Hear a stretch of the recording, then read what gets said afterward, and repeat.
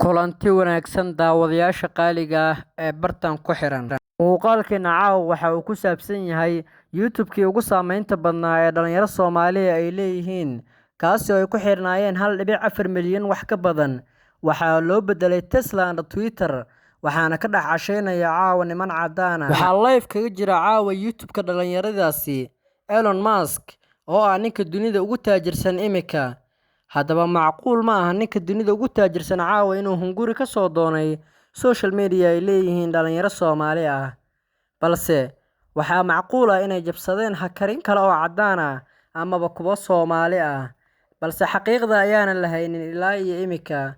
Haddaba YouTube-kani ayaa dhalinyaradu waxa ay soo gelini jireen heesaha ay soo qaadaan dhalinyarada Soomaalida ah, kuwaasi oo aad ugu kala kici jiray, qaar ay daawan jireen 10 milyan ilaa iyo wax ka badan.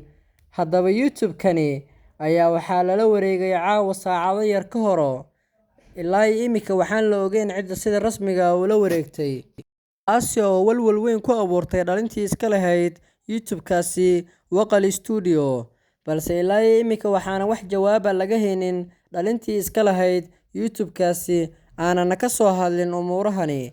Haddaba warkani oo degdeg ah dhowaana lagu dhex arkay dhammaan dadkii ku xirnaa barta Waqali Studio ee subscribe-ka u ahaa, in ay hal mar u soo dhacay live ayaa lagaga jiraa, kadib markii ay arkeenna ay ogaadeen in Elon Musk iyo niman kale oo caddaan ah ayba halkaasi live kaga jiraan. Taasi ayaa caawa ku noqotay arrin fajac iyo la yaab ku leh dhammaan Soomaalida isticmaasha social media-ha. Haddaba dhinaca kale waxaana laga saarin muuqaaladii hore ee ay soo dhigeen dhalintan lagu magacaabo Waqali Studio. Muuqaalo kor u dhaafaya ilaa 1600 oo heeso ah ayay soo geliyeen, balse nasiib wanaag heesahaasi haddaad dib u baarto waad soo helaysaa. Daawadayaal, muuqaalkii aynu ku eegeynay warkii degdega ee dhowaan soo dhacay ee ahaa in Waqali Studio ay ka dhex cashaynayeen caawa niman caddaan ah ayaa intan ku dhan. Fadlan muuqaalka share garay oo gaarsii asxaab badan si uu u noqdo mid gaara dhammaan shacabweynaha Soomaaliyeed. Gaarsi asxaab badan oo Soomaali ah aan waxba ka ogeyn in YouTube-kani la jabsaday, magacana laga beddeshay.